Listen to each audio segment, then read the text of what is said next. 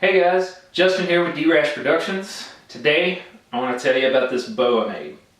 This is a youth model recurve bow made out of PVC pipe. I saw them on a YouTube video not too long ago and I just had to try it out. I wanted to try it out mainly for my young boys because recently we got one of these for them and they can't really pull it back. They're not strong enough yet. It's a little much for them. But they can pull this back all day, shoot it all day. And the really cool part is this cost me about $15 to make. And even better than that, I got to make some big ones so I could try it out as well instead of us all buying really expensive recurve bows. Now before I get too deep, I would like to give a big shout out to Nick, the Backyard Boyer. He's the person I got the ideas from. He has a lot of content, a lot of really cool bows on YouTube for you to check out. And he also has a book on how to make these bows. So I'm going to put a link down below. Check out his content, give him some support. And one more thing before I go too far. If you think these bows are cool, come on, they're cool. They're really cool. Handmade. The little guys can pull them back. Do me a big favor, smash that like button. Helps me out a lot. Alright, so with this video, I'm going to go through the instructions on how to build these youth bows, just to give a different perspective on how you do it. There's going to be a list below as well that's going to have all the material you'll need to do this. Now I said they cost me about $15. Do keep in mind I had all the tools I needed to make the bows from the get-go. You may not, so I have a description below to give you an idea of how much it costs to get everything you need to make it. And if you like it and you think it's something you're going to do, I have a link down below to my website where I have a much more detailed instructions and a lot of pictures on the documenting me making these bows. And I'm going to cut this video down as much as I can. I'm going to do it one half of the bow at the time.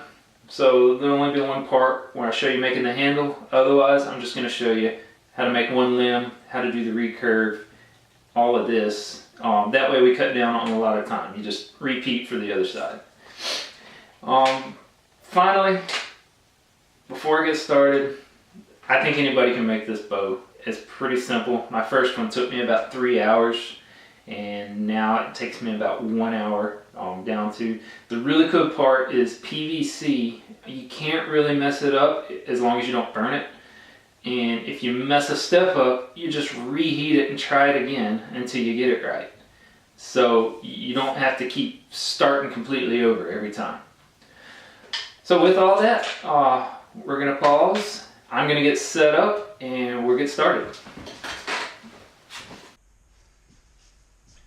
Okay, so I got a 5-foot piece of 1/2 inch Schedule 40 PVC pipe. Picked it up from my local Lowe's. Cost me less than $2. We're going to make everything we need out of this. We're going to cut it down to 4 feet, and that's going to be the bow. We're going to make some spacers out of that, and then we'll use this piece that's left over to make the arrow rest. So the first thing I want to do is make the spacers for when I'm forming the limbs.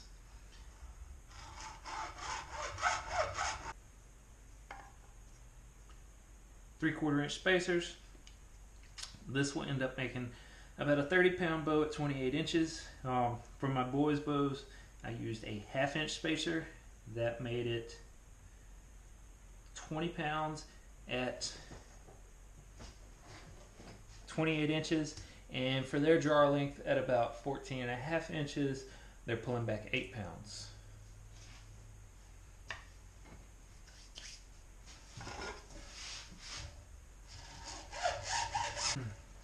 So now I'm just cutting off the extra to make the 48-inch length.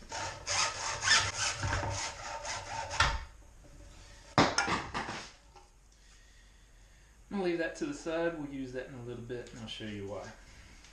Now right here I've made a line 3 inches down and 7 inches down.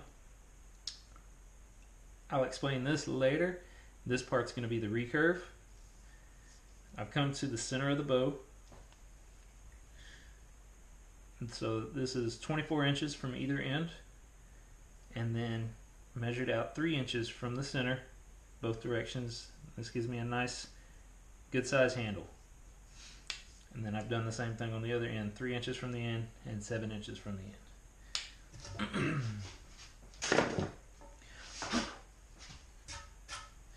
A little bit about my setup here. I got a 2x6, just long enough to give me a working space, and then this is the presser board. The way this works is we're going to heat up a section of the PVC pipe at a time. Then I'm going to put these spacers in, and then I'm going to put this board on top of it. I'm going to use these clamps, and I'm going to press it down, and that's how we're going to form the limbs. This is just regular tinfoil. I got a piece of it spread out. You cup it up. The pipe goes in here, and when I start the heat gun up, it's going to be loud, so I don't want to talk. But the heat, this is going to make sure it heats evenly, and speeds up the time by, I think it takes about 5 minutes for me to heat up one limb, 4 to 5 minutes. If I didn't have the tinfoil, it would take a good bit longer.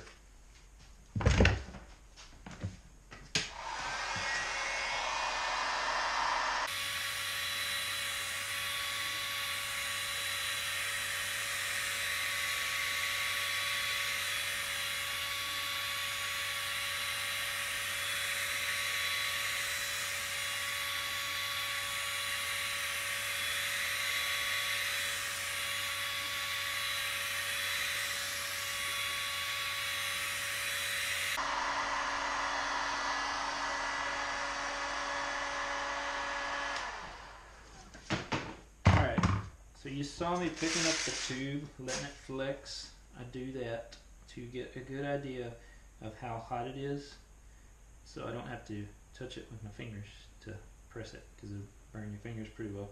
Also, when I line this up, I like to line it up right to the end, and I like to mold to the center of the bow with this type. So I line that up, and then I like using clamps, as it saves me a lot of work.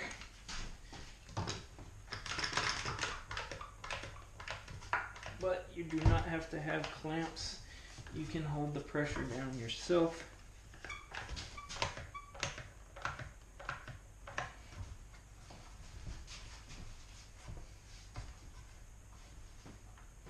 One more thing I like to do is under here, I can leave this open. I can feel how hot it is, and that lets me know when I can take the plate off, because you still want it moldable in case there's any bows in it, but you don't want it so warm that it doesn't hold the shape. So that's what that allows me to do. Also, you just saw me looking down the bow.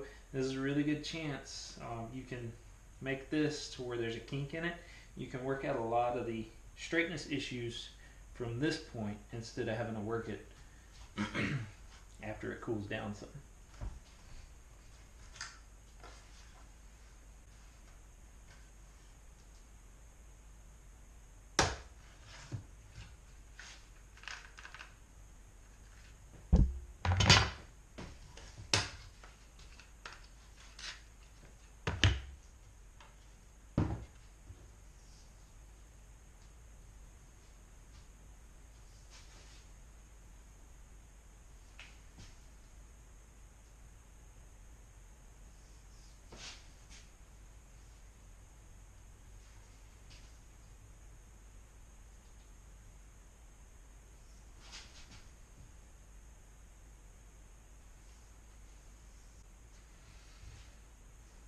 One quick thing I forgot to point out, I find it very important to mark the top once I start molding, because the taper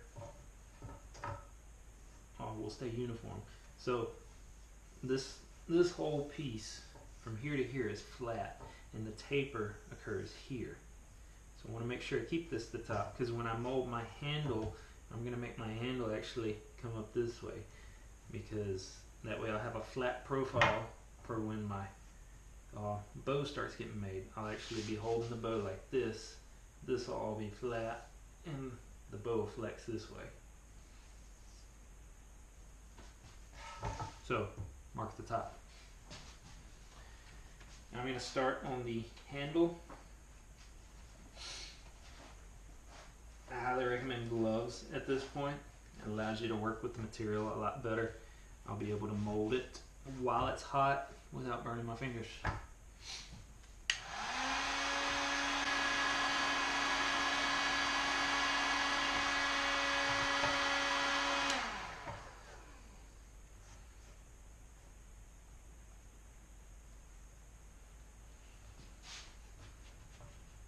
So we're just going to squeeze this down, make it nice and narrow, but not too narrow. If we make it too narrow, the bow will have a tendency to collapse or fold over on its side. The higher poundage you get with these, the more likely that is to happen if you get the handle too narrow. My first bow, actually, I made the handle way too narrow, and it did that on me a couple of times.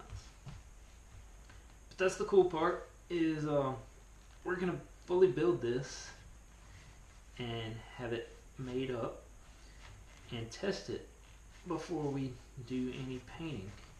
So if anything's wrong about it, we'll just heat that part up and redo it, which is what I did with the first bow I made. I reheated the handle and made it work.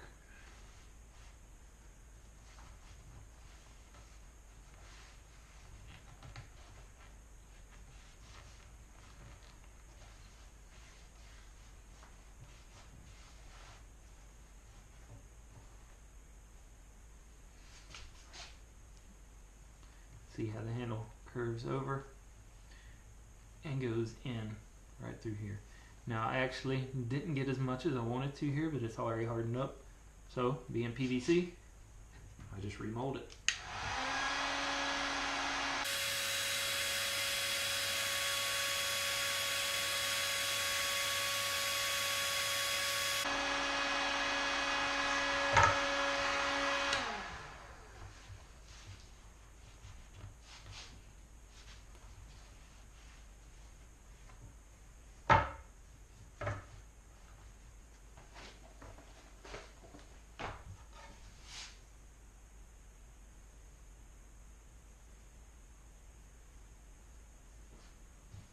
So there we go.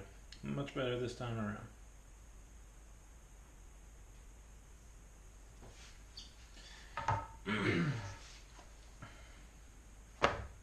Next step is going to be the recurve.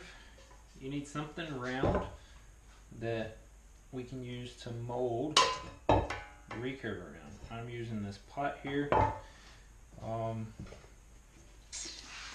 It is 10 inches across. I've never really thought too much about what size it was. I knew I just wanted a large arc, so I found the pot in the pantry that matched what I wanted best. So all I'm going to do is I'm going to heat it up to this line, and then I'm going to fold it over. Basically I'm going to put it like that and fold it over.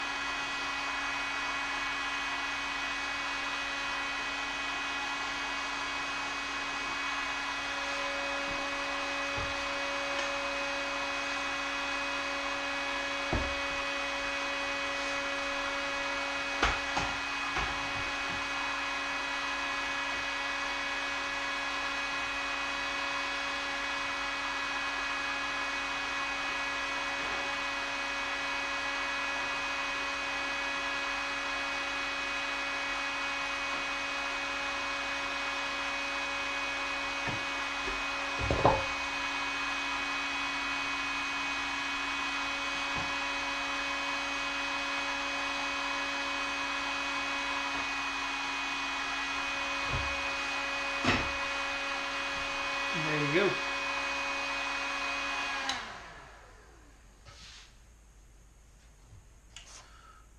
And there you go. You want to make sure your recurve doesn't twist and stays in line with your bow. That'll be important later.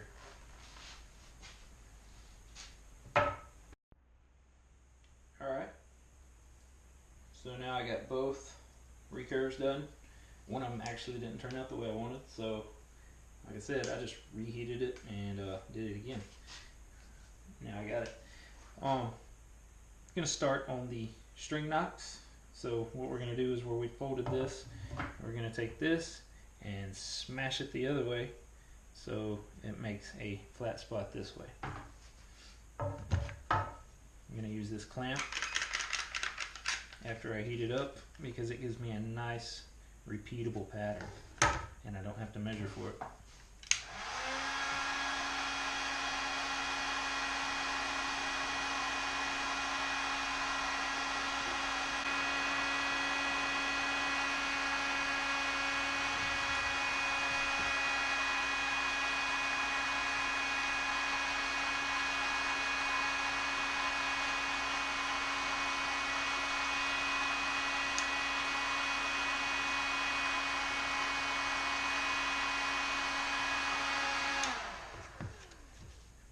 There's no need to smash that down all the way. We'll actually be doing a cutting here in a little bit, and it's beneficial to leave that open a little bit.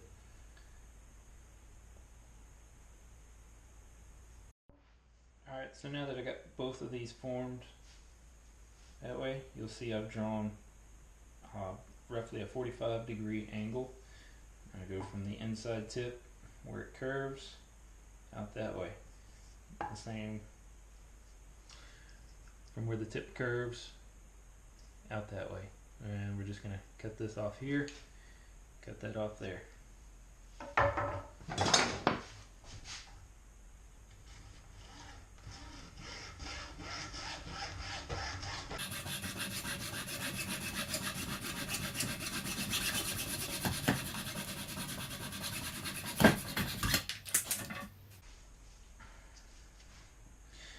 Alright, now that I got that cut off, remember this line we drew way back before? Well, what I'm going to do is I'm going to cut from here down to this line.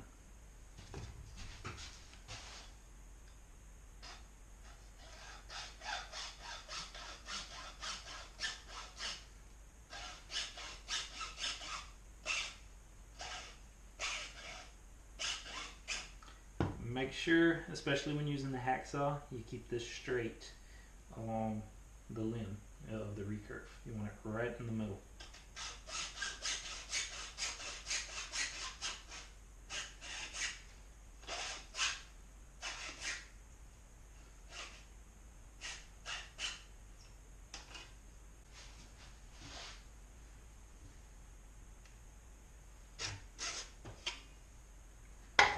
Be careful when you're cutting that you don't get into the back side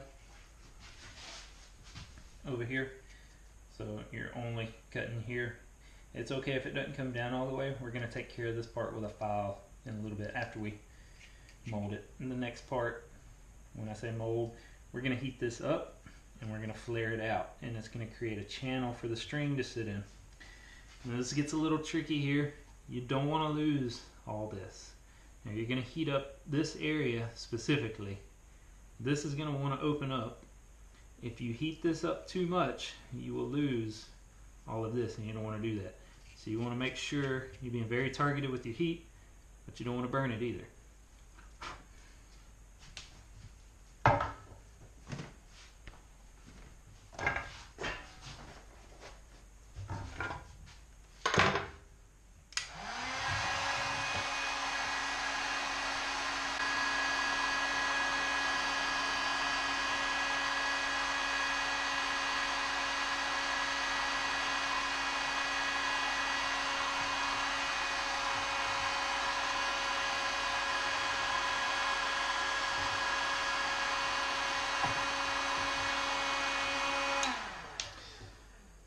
So here's why I really like using the gloves.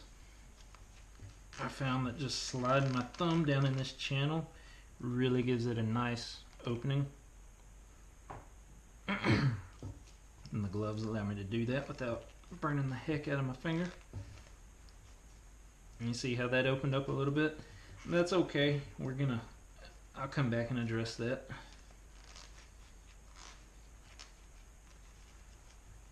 Like I said, the best part of working with PVC is easily fix my mistakes.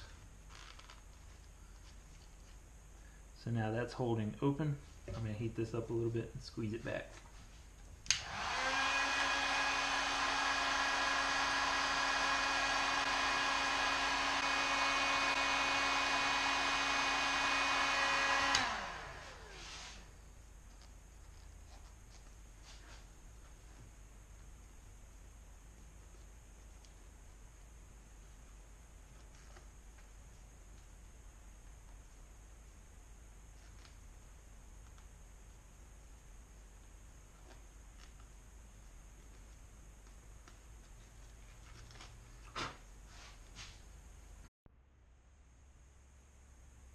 Alright, so I got everything formed now.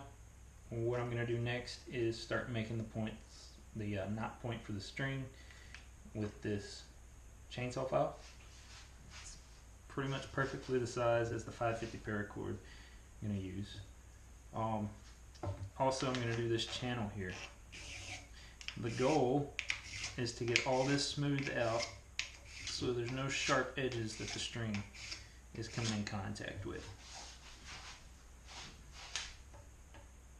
So I just kind of guess a good place about right there, and I use this and it makes a nice little channel.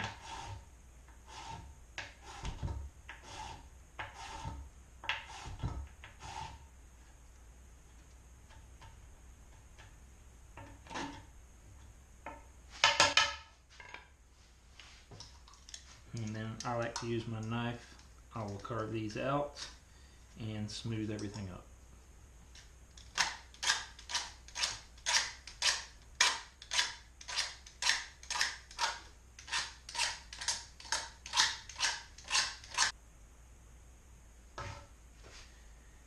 Alright, that's pretty much the completed bow, other than the arrow rest, which we'll make and put on in a little bit. But first, we got to make the string.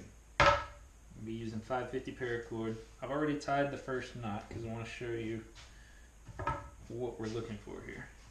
Now it's important, I think, for this knot to sit in the channel we've made. That way there's no interference and no chance of it hopping off. Now the next tricky part is figuring out how long to make the string. I had a good bit of trouble with this at first because I couldn't find anything clear. What I finally determined is we go off of the riser height, and it's kind of a trial and error thing because each bow is a little different. It's going to be a little different. I like to start with about that much length because remember, when I make the knot, it's going to take some up, which is going to bring you about 4 or 5 inches, which is where they recommend most recurve bows the string length coming to. So I'm going to leave everything long. I'm going to make this knot.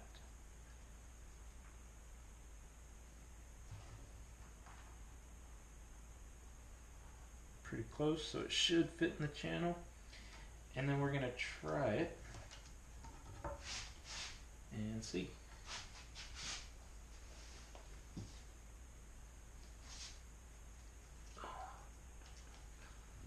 Alright, so it's looking like it's going to be a little bit short.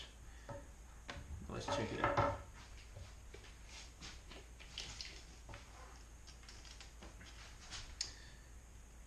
So that gives me a riser height of about 6 inches. I was actually trying to go for about 5.5 inches. But that wouldn't be bad. That's doable. I'm gonna adjust it though.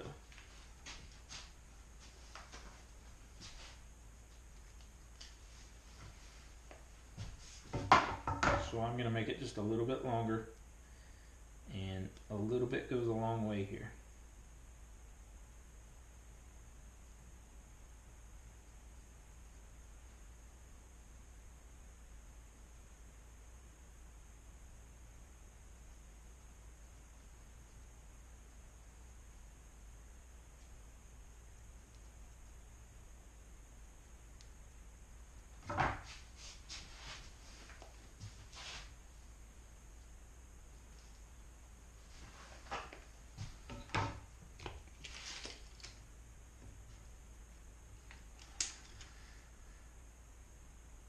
So now I've gone a bit long. So I'm going to work this out and get back to you. Alright, so I got it worked out to almost 5.5 inches. That's where I like that for these particular bows. I like to pull this back a few times before I start making a move forward. Now you can see that one of these, this one, is bent more than this one. That's okay, and that's actually something we want, because we're going to put the arrow rest on this handle, and when we do, the arrow is going to be about right here, which is not going to be at center.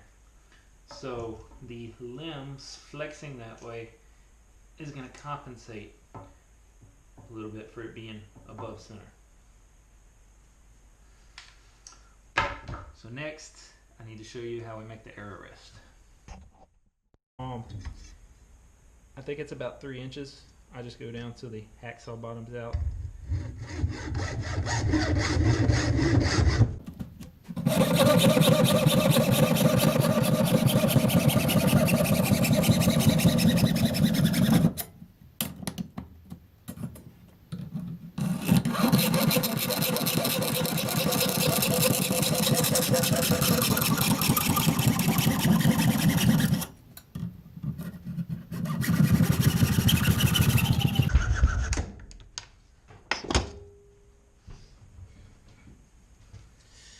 We'll take one of these and turn it into arrow rest.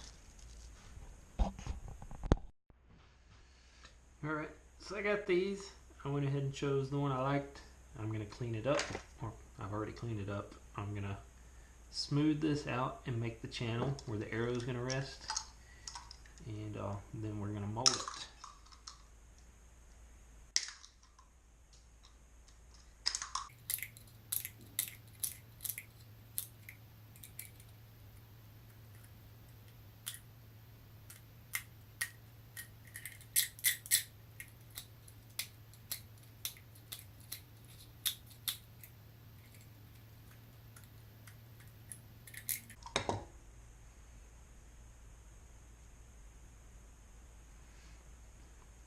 So now I'm just going to heat up the end and mold it to the shape I want.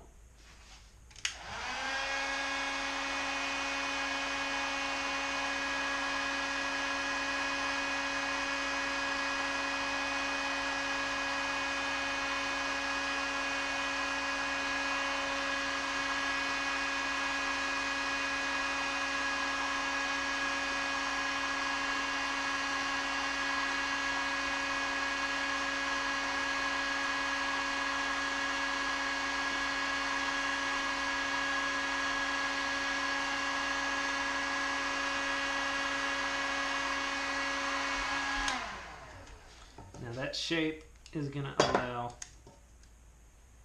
a space in between here, so the arrow is going to sit here, and this is going to allow the nocks to go smoothly past the bow.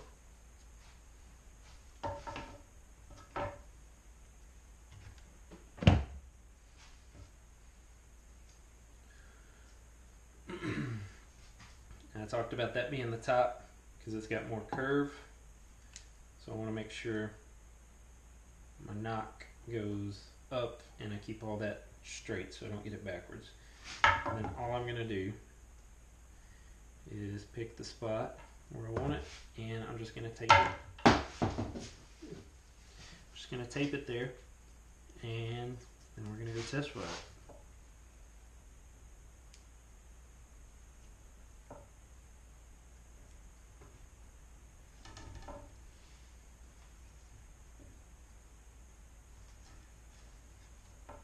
do like to keep this as low as I can, or as close to the center of the bow as I can for whatever hand grip I'm making. Make sure your hand grip is going to stop here because you have to leave this open for the fletching to go through.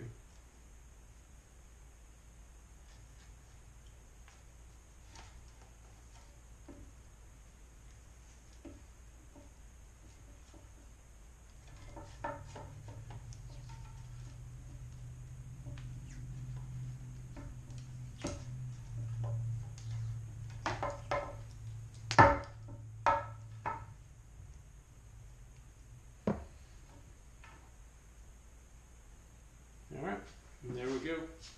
There's the finished bow, ready to shoot. Let's go try it out and see if it works right.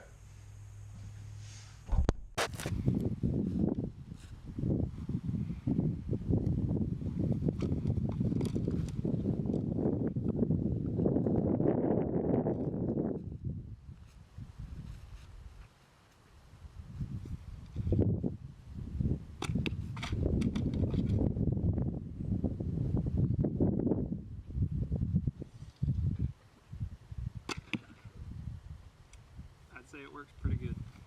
We're going to go inside, throw a handle on it real quick, and finish it up. Alright, so the bow shoots great. Normally, right now is when I would paint the bow. It's really cold outside, the paint's not going to take too well, and it'll be a couple of days before I could actually finish it up if I paint it. What I'm going to do is go straight into how I normally make a handle for these. I make a 550 paracord wrap handle, and that's what we're going to do for this one.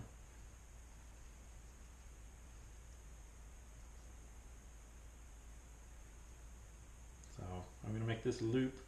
The idea here is that I put all my wraps around this, and when the string gets to the bottom, I put it through this hole, and then pull this tight under all the wraps, and that'll keep it from unraveling.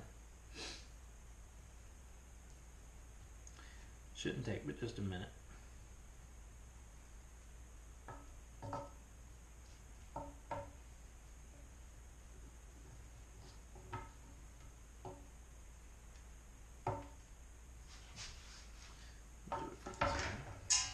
Usually after I've painted it, it's not as slippery, so it makes it easier to wrap.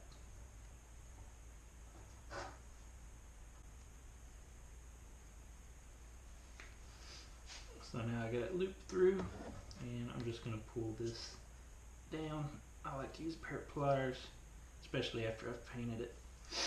For those of you not familiar with 550 cord, it's a plastic based type cord, so it melts really easily. Every time you cut it, you'll want to melt the ends off so it doesn't unravel.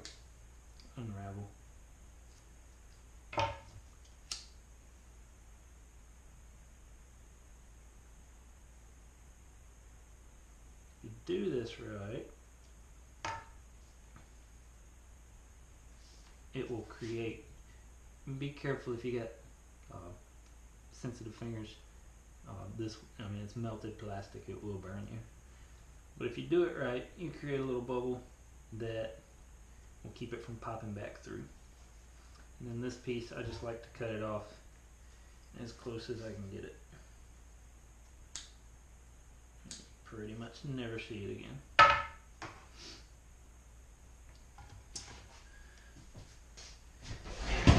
For those of you seeing me string it up, step back so hopefully you can see.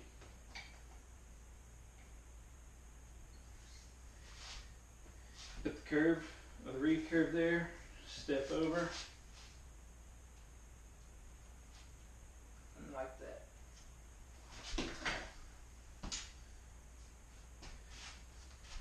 And there we go. We have a handle on, ready to go shoot. This is about a 30-pound youth recurve PVC bow. I highly recommend you paint them. One, because it makes a big difference in how it looks. This some people won't be able to tell that this is a PVC bow. Makes a big difference. But two, PVC is susceptible to UV light. So if it's outside a lot, like let's say you build one of these for your kid and they leave it outside, it becomes brittle. The paint will protect it from the UV breakdown to some extent and lengthen the life of the bow.